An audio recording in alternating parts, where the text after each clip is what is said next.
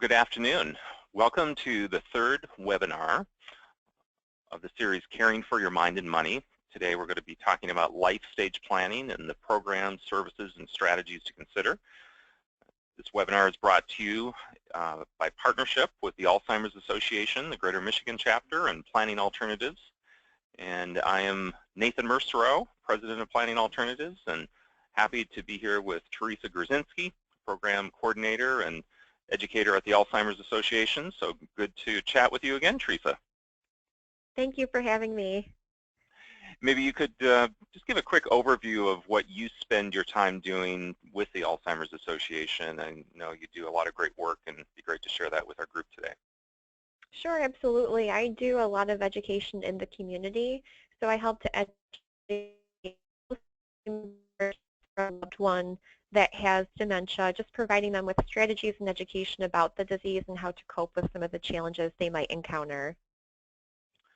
Well, thank you for that work. That's very important. And we're going to talk today about some of the things that are offered through the Alzheimer's Association. And I'll have you kind of kick us off with what you're doing at the Michigan chapter and how people can tune in to and access some of the things that you're offering. Absolutely, and thank you for that. For people that may not know, the Alzheimer's Association is a nationwide organization with chapters all across the country, and I am from the Greater Michigan chapter, which is headquartered in Southfield, but we have chapter or regional offices all across the state. And I'm pleased to be here to talk to you today about some of the programs and services that we offer at our chapter. Yes, and I will mention that as a webinar attendee, as you're listening and viewing this on your computer, if you have questions that you have as you hear things, please submit them through your little question box on your computer, and we actually will cover questions and answers at the end of our session today. So, Teresa, I know that Alzheimer's is an important area, and but how about if we could go through a quick overview of what it is in the dementia definition? Absolutely, and I think it makes a lot of sense to touch on that before we do get into the programs and services. And many people are unclear, and sometimes even physicians are not always clear in the language that they use in terms of what's dementia and what's Alzheimer's disease and things like that. But what you see on the slide now is a definition of what dementia is. It's defined as a loss of cognitive functioning serious enough to interfere with day-to-day life. And that's really one of the hallmarks of dementia, that it's becoming much more difficult to do normal everyday activities than it ever has before. So that person may just need a lot more help from family members and other people just to get through the day. And there are also changes in a number of different cognitive domains. We can see them on the slide. Memory, of course, is classically implicated, but also language, executive function, and other areas are impacted as well. I remember when we were chatting that you indicated there was a variety of types of dementia, and I really found that interesting. Could you speak to that? Absolutely, and many people are surprised to learn that because we talk a lot about Alzheimer's disease, and there's a reason why, because it is the most prevalent form of dementia. It accounts for about 60 to 70% of all cases, but there are many, many other forms of dementia as well. There's a few of the other forms listed on the slide, but there's actually upwards of 60 or 70 other forms of dementia that are not Alzheimer's disease. And depending on the type of dementia, the symptoms the person experiences might be different, the trajectory of the disease may be different, the interventions that someone uses may also be different. So it's really important to know exactly what you've been diagnosed with, because some physicians may just say dementia unspecified and they may not give you a specific diagnosis, but it's really important to push for that so you have that information. And this next slide covers some of the changes that take place, and I use the example of if I forget my keys, I'm starting to wonder if I have some sort of cognitive impairment. And ever since we began this webinar series, I've had a elevated awareness on things where I'm forgetful. But what are some things that you think are important to tune into that might be symptoms? Oh, sure. And I think a lot of people can relate to what you said about forgetting the keys or misplacing them. I know I've done that time and again. And little things like that are not really a cause for concern. Again, it's if these changes are really interfering with your ability to go about daily activities, then that's throwing up some red flags. So just occasionally making a bad decision or misplacing things now and then, maybe forgetting a monthly payment every so often, that's not really a big concern. It's only when you're noticing a clear difference, if things are really getting a lot worse, and if it's interfering with your ability to go about normal activities. So what are some programs that you're offering and promoting? I know I'm excited to talk through these. Why don't you just give us a quick overview if you don't mind? Sure, absolutely. And you can see on the slide kind of a snapshot of many of the different programs and services that we offer at the chapter. And many of them are what are called core programs. So they're offered nationwide at other Alzheimer's Association chapters as well. A few of them are unique just to our agency, but many of them are offered in other places too. So things like our helpline, care consultation, education, and many others, they're offered in several places across the nation. The respite, the DDSSP, which I'll talk more about, and some of the early stage programs are just unique to our chapter. Great. All right. Well, let's dive into some of these. I'll just start off with the helpline. Sure. The helpline is really one of our best resources, I think. And I think that's one way that many people come acquainted with our chapter or organization.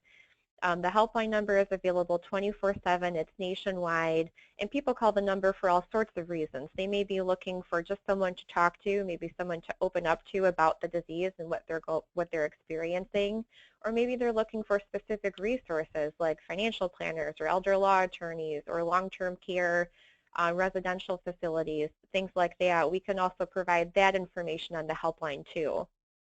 Great. Okay. We've got the next area of care consultation. Sure. Care consultation is another very great program that we offer at our chapter, and that's facilitated by social workers that are employed through our agency. They can sit down just one-on-one with caregivers or people with memory loss or with an entire family and just talk about the disease, the journey that they're on, what resources they might want to tap into, help them to create a care plan, and really help them to plan for the future. These issues must be pretty challenging for the family dynamic, and I know there's a lot of family members that may recognize this in a loved one, and I'm sure it's a challenging thing to process and know where to go. Is that the type of counseling or conversations you help people through in those stages? Definitely, that sure is part of it, and I know in some cases, and with many of our families, sometimes someone lives out of state or they may not be as available, so I know in some cases the care counselors might facilitate conversations with everyone, even if someone has to call or Skype in, just because that could be so valuable if everyone's talking at the same time about the same issue versus trying to piece it together or hearing it through a third party. So they can definitely facilitate those types of issues and address family conflict and that type of thing. Great. And on this slide, these are just some different types of care consultation. The first bullet point with the care consultation 1 or 2, that may be done over the phone. Usually with the care consultation 2, that's typically done in person, and that's a little more intensive where a care plan is actually drawn up. That may not be the case with the CC1. We also have a wraparound program, a collaborative program with Henry Ford Health System, and a new pilot program called Michigan Dementia and Support, which is offered in some specific counties, including Monroe, St. Joseph, and Macomb. Okay, great. Then we have some education. I know you do a lot of that. Sure, yeah, this is definitely my area, and this is just so important for the community, for family members, for professionals too. We also educate healthcare professionals and also people living with the disease. They too often want the education, and it can really help to empower someone when they're dealing with that. And that's really what it's designed for, help to increase knowledge, skill, and confidence for individuals no matter how they're affected by the disease. And on this slide are just some of our different subject areas in terms of education. You can see on the top there we do 2 annual conferences, one in the fall and one in the spring, and that brings together healthcare professionals, people living with the disease, as well as family caregivers, and they can learn about best practices in the field, can get continuing education, and that type of thing. So those are really good programs. But some of the other topics we speak on are also listed, things like the 10 warning signs, the basics, difficult conversations, wandering, sexuality and intimacy, and so on. It's a wide range and important with people going through everyday life, so that's helpful. Thank you. This is another program we offer. It's called Dementia and Disabilities Support Services, and this is one of our new programs that is really geared towards helping individuals that care for either a loved one or professionally care for a person that has a developmental disability but also has dementia or is at risk for developing dementia. And those with developmental disabilities, they have, in some cases, as much as a 5-fold increased risk for developing dementia at some point during their lifetime. So it's really important that we serve this population, and we're really proud to be able to do that through this new program that we're offering. Great. I know respite issues are really important, and it's a strain on caregivers, and I think this program is fantastic. Would you mind sharing about that? You're completely right about that, and I think in some cases, unfortunately, it's overlooked, and sometimes the caregiver is just so invested in caring for their loved one that they often neglect their own needs, and they let their physical and mental health kind of fall by the wayside. So this really is very important. And for people that might not be familiar with the word respite, it basically means just having a break for the caregiver, and we offer that in a few different ways. You can see on this slide.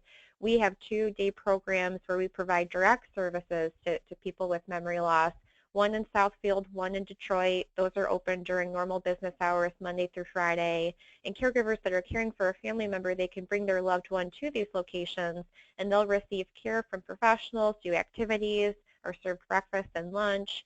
And that way, the family caregiver has some time and freedom to take care of themselves, to do some self-care, or just do other things so they don't constantly have to be caring for their person. That's huge. I know that everyone is concerned, but as a caregiver, it takes a lot of energy mentally and physically, so that's a huge benefit to provide to people. Now, on the support group side, what do you have going on there? Sure, we have a number of different support groups, which is really exciting.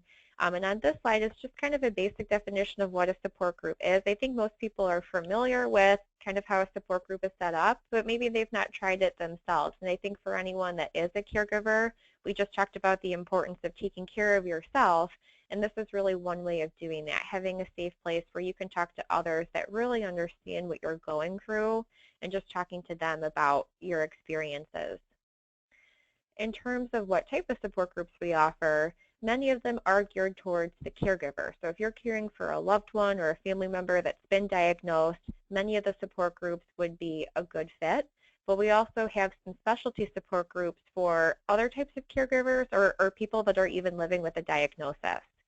The younger onset caregiver support group is just what it sounds like. It's for caregivers that are providing care to a loved one that's been diagnosed with younger onset, so younger than age 65. And some people may be in their 50s or 40s even when they're diagnosed, and there are just some different challenges when the diagnosis happens at that age. Grief and loss support group for family members that have lost their loved one and are no longer caregiving but just want some support and those to talk to. Dial-in support group for people that maybe don't have the time to go to a physical location and get the support. Frontotemporal support group for people providing care to those with that diagnosis, and even early stage support groups for people that are living with the diagnosis, but they just want to reach out to peers and talk to other people that really understand what they're going through. That's significant. What about the safety services? Sure. The Alzheimer's Association actually works with Medical Alert Safe Return to offer some safety services. And they may sound a little bit low tech, but they're actually very effective. There's a 98% success rate in reuniting a person with dementia with their family member if they've wandered away. And that's really the goal of the safety services, is to keep people with dementia in a safe environment, but if they have wandered, to reunite them with the family. And essentially when someone is enrolled, they receive some type of jewelry, and you can see an example of that on the slide, but either a necklace or a bracelet that looks like what's pictured, and the symbol is on one side. The other side has a statement that the person has a memory loss disorder. It has their unique identification number and also the Medical Alert crisis line. So again, very effective at helping to reunite someone with dementia with their family if they have wandered out of a safe place. Hmm. That's very helpful. Early stage overview, I was surprised about this program in that there's a lot of cases where people are experiencing the younger onset of Alzheimer's. What are some of the early age ranges that might fall into that group? Sure, and that can present its own set of challenges when you do receive a diagnosis that young. And anything that's under age 65 is considered to be younger onset, but people may be as young as in their 30s, or I've heard of even some people in their late 20s where they've had younger onset. And usually it's the more rare forms of dementia that affect people that young, and it doesn't happen to many people, but it definitely does happen. As many as 200,000 Americans are living with younger onset dementia. We definitely have early stage programs designed for them too, because they may be older, but they're still in the early stages, so they're still able to talk about their diagnosis and connect to other people, and that's really what they're all about. And certainly on this slide here is a good example of that, our early stage advisory council. So we have a committee or council of people that are living with a diagnosis, but they're in the early stages, and they help to consult with our chapter about some of the programs and services that we offer to make sure that what we're offering is a good fit for people that are living with the disease. They also do speaking engagements for us. They help to advocate for more funding, raise awareness about the disease, and a number of other things as well. Another one of our really fun programs is called Early Stage Social Club, and that is conducted monthly. It actually consists of 1 hour of chair yoga, and the second hour is just kind of a coffee social that we do in our office. And it's really very informal. There's no kind of agenda like you might see with a support group where there's topics that people discuss and it's specifically about the disease. They could be talking about anything, but I think it's helpful just to be in an environment where you know there are people there that understand and that you can connect with them. Absolutely. The Minds on Art program is another really great workshop that we offer. It's done, one of the Minds on Art is done in collaboration with the Detroit Institute of Arts. It's a 6-week program where someone with memory loss comes with a companion. So usually it's a family member like a spouse or a child, and they do different activities together with a facilitator. So there's a guided art tour of the museum, and it's taking place during a time of day where the museum's not open to the public. And then the second portion of the workshop is actually creating some pieces of art in the studio, which is a lot of fun. I've had a chance to do that with one of the Minds on Art groups, and it's just a blast. That's great. A big event is coming up this Saturday, as a matter of fact. Yeah, you are totally right about that. On this Saturday, October 1st, we have our Metro Detroit Walk to End Alzheimer's Disease. And for folks that may not be familiar with that, it really is a really cool thing to see. There are thousands of people there. It's a grassroots movement. Our Detroit Walk is one of the biggest in the country. And we don't just do one in Detroit. There are other walks that we do throughout walk season all across Michigan. Walk season kind of spans from August to October, so there are plenty of chances to get involved. And if you do have an interest in walking this Saturday or donating or otherwise being involved, definitely visit our website, alz.org/walk, and you can find which walk is closest to you and how to go about getting involved in that. Great. And if you're thinking, well, maybe I can't go to the walk this Saturday, but there are other things I'd like to do, this kind of gives a brief snapshot of some of the things that you could do to get involved with the agency. So for example, some people might host a third-party event where they collect funds for our agency, but it's something they organize and they do on their own. Or perhaps you'd like to attend or assist one of our fundraisers like the Walk or Chocolate Jubilee, which is in the fall. Writing letters, emails, or making phone calls for public policy. That's certainly an area where we always need people to help to advocate to policy makers and lawmakers about increasing funding and helping to craft laws that really support people with dementia and their family members. or also volunteering at the agency. And there's many different ways of doing that. It could be volunteering at an event like Walk, or doing data entry, administrative tasks, doing speaking engagements, facilitating a support group. There's a lot of different opportunities there for sure. So a question, I want to pose a couple questions as we wrap up the section on the Alzheimer's programs and services. If someone were a family member and they wanted to, they noticed some issues with a loved one, in general, or even specifically, what would you typically recommend them to do, for them to do as their next steps? Sure, and I think that can be a really scary step where you think there might be something going on, and perhaps it's difficult to even admit to yourself that there might be some changes, but I think it's really important to acknowledge them and to talk about them with that person and also with other people in your family. Probably one of the most important things that you can do is to go to a physician and get a really thorough assessment, because it's kind of dangerous just to assume it's Alzheimer's or to assume it's not. A physician is the one that can really do that assessment and can help to guide you towards next steps. And of course, also connecting with our Alzheimer's Association. So if you have concerns about that, or maybe you're noticing some changes in your loved one and you don't know what to do, contact our helpline number. They can definitely talk you through that, even guide you towards specialists in your county that might be able to do an evaluation for your family member. So certainly connecting with our agency would be a good thing to do.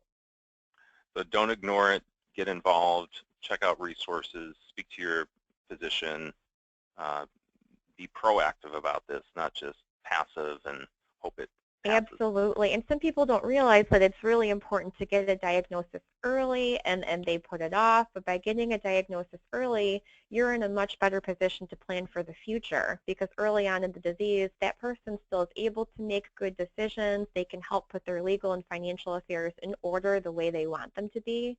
But in the middle or later stages of the disease, they no longer have the capacity to do that. So getting a diagnosis early, knowing what's coming, planning for the future, those are all really important things to do. That's great.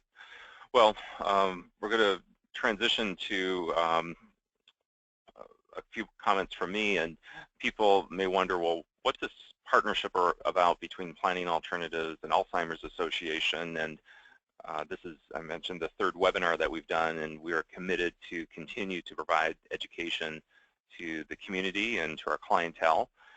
So our tagline is that we're wealth advisors for life, and aging is something that we all go through, and knowing that there's a plan for the future and resources available is really what we want to bring to light through this educational webinar.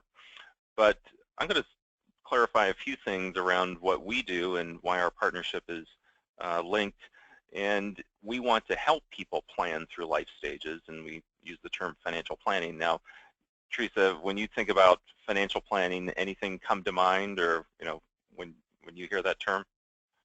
Sure, and to be honest, when I think about financial planning, I'm not even sure where to begin or what to do, and I think other people have a similar experience where it's something that seems really overwhelming and confusing, and as a result, they might put it off, or they may not know how to go about doing anything regarding financial planning. Right, right. So the challenge is to kind of look at all the issues and try to find solutions, but when people think of financial planning, they might think of all of these different people that are out there in the media and the headlines that are being promoted, and it can be very confusing at times.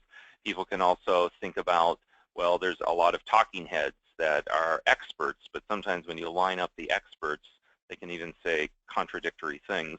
And the other issue is that there's a lot of life stage issues that are very unique for each person, and that can be from electing Social Security, or making sure that all your distributions are in place when you reach 70 and a half, or making sure your estate plan is in order. And these decisions can be overwhelming as well. But when we talk about financial planning, the main point that we want to bring home is clarity. And it's clarity on your goals, clarity on what's achievable and realistic for you, and clarity about solutions and things to consider, and also things not to consider. So I'm going to spend a couple minutes talking about just who we are and some of the things that we help people with. And one thing that we discuss with Planning Alternatives is that we are a fiduciary advisor, which means that we're legally obligated to represent our client's best interest, and we're focused on how to serve our clients in an objective way. And the type of firm that we are is a RIA, Registered Investment Advisor, and that's an important categorical type of firm. And our tagline is Wealth Advisors for Life. So we're helping people through various stages of life, and it's only about 12% of the financial advisors that have firms that are exclusively fiduciary, where they're completely focused on that independent, objective fiduciary focus. So when we think about helping people for planning in the future, we look at it as a journey where there's periods where you have to save and you're saving for the future, and when you get to the future you spend it, and that's what it's there for. But every stage requires specific strategies, specific planning points, and when we think about the future, what we see a lot with our clients actually is many clients are in spending mode, and that's good that you have saved for the future and now you're living off those resources.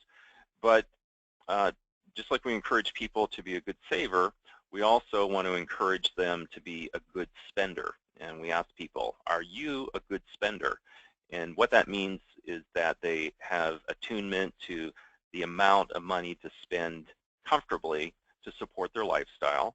And sometimes people feel very uncomfortable about knowing what that is, so they kind of just ignore the financial aspects of knowing what they're spending in their household. But we want to encourage people to get their arms around that and anticipate needs and know when to do different things in retirement so that they're drawing from their portfolio at the right time. And we see that, quite frankly, a lot where people don't have a solid withdrawal strategy in place, and they're not really considering a lot of conditions, whether it's tax conditions, the financial markets, and the economy, and they just say, I need money, so I'll get it when I need it. And but there's many better approaches to that. So we talk about how to think about your current and future needs, and then making sure that there's a clear strategy in place and modeling out all of these things so people have clarity and confidence. And we also look at some contingencies. So if there is a significant health issue and significant expense around that, we want to consider that. And Teresa, I assume that you come across people in your counseling and services that have some of these needs. Have you experienced that? Does this resonate with you? It certainly does, and I think that especially with a disease like Alzheimer's, it's something that no one ever really does anticipate, but I think it's always very important to plan just in case, and to make sure that the finances are there if there is a need for healthcare spending and that type of thing. So it certainly does resonate with the population that I serve. Yeah, and it's a scary time too when there's so many unknowns. Sometimes you feel paralyzed, but the best thing to do is to build a plan, look at your options, and make sure that you have clarity on what the next step is. We also help people focus on saving and making sure that they're using all the tools and taking advantage of the opportunities that they have, whether it's employer plans, things like Roth IRAs, setting up simple automated savings, making sure you're consolidating accounts, not having things all spread out, and considering those what-ifs. We've actually helped a client who unexpectedly had to step in to help her mother. And I'll refer to her as Leah, not her real name. But Leah was in her 40s, and her mother was in her 60s, and Leah had a great career track going on and busy professional. She had a couple kids, and she had done a good job saving over time, but she had to pivot in her career to help address the needs of her family, and that's what life brings sometimes. You have to adjust your anticipated plans with reality and make the most of the situation and the decisions that you have to make. So we worked with her to really figure out how to optimize all the pieces of her financial situation and put things in order and simplify things and even delegate some things so that she didn't have to take care of all of these things on her own. And that whole plan was designed to help her navigate the life stage with her mother that she had to do, and also consider some things for herself too. What if she were to go into a nursing home or need some sort of extended health care? So these are the contingency questions that we spend a lot of time with our clients. And once again, I assume that these are things that you're running into on a regular basis too, Teresa. Oh, absolutely. And what you're describing with Leah, I think that really is definitely resonates with a lot of the clients that I serve, where maybe they're on a certain path and then unexpectedly their loved one is diagnosed with this disease. And it really kind of sets things off course in some ways, financially speaking. But I think that if we can plan for the contingencies or try to anticipate the unexpected, that can really help. And also what you talked about with Leah, getting help with financial planning, I think that's so critical when saying 100% themselves, but that's really not feasible, especially for a caregiver. We do need people to help us. So even in this one area, having assistance and using those finances to help care for the caregiver is really so critical. Hmm. The final stage that we focus on in the journey of life and financial planning, as we're wealth advisors for life, is sharing. And many times people will find that they're at a stage where they've taken care of themselves, they've taken care of their basic needs, and they have confidence that they're financially secure, and they want to share more with their family members, with charitable interest. And there's different ways that we help people do that. And sometimes it makes sense to give gifts to the family or charities today, or there are ways to set things up to leave a legacy. And we talk about how money is not the end in itself, it's the means to an end, and we want to make sure people are living a fulfilled life, that they're secure, they have clarity about what's important to them, they're not living in fear, but they've got a sense of healthy perspective on how their money can bring that clarity and fulfillment. And then if there's more that's left over, bringing some smart strategies to light on how to have your estate in order or build that legacy. So those are key elements to the journey, and we talk about each of those in various stages. And for people listening, you'll be in your own stage, and it's important to make sure that you have clarity in that stage and also be prepared for what's ahead as well. So as we have collaborated, we've really focused on providing things like what we're doing today, webinars, educational material on relevant topics. We also have workshops, and we educate people a lot. We'll write articles, and we really try to provide meaningful resources to people who need help at different planning stages of their life. And we really, as people become clients, we walk them through a financial plan and look at all these issues that we discussed, and give them the tools and that they need to make sure that they have clarity and confidence about their financial decisions. And we created a financial empowerment workbook that we had talked about before, and that's always available for people to request, and a great resource to help get your finances organized and get a plan in place. So as we get ready to wrap up, there's a few questions that we've gotten, and I'll just ask a couple here. And if you have a question as a listener and you want to submit that, feel welcome to do so. One question is, what are the causes of dementia? Is there any one single issue? And Teresa, I'll ask you to comment on this. So it's a big topic, it's a big disease in terms of its significance. What is the cause of it? Sure, and I think that's a question that perplexes a lot of people, because unfortunately at this point there is no clear cause for dementia, and in some cases it's almost inexplicable why some people get it and others don't. But research has advanced to the point where we kind of have some guesses about what might put some people more at risk. And one of the main things really has to do with lifestyle factors, including things like physical activity, diet, all of that. And there's a really strong connection, we know, between heart health and brain health.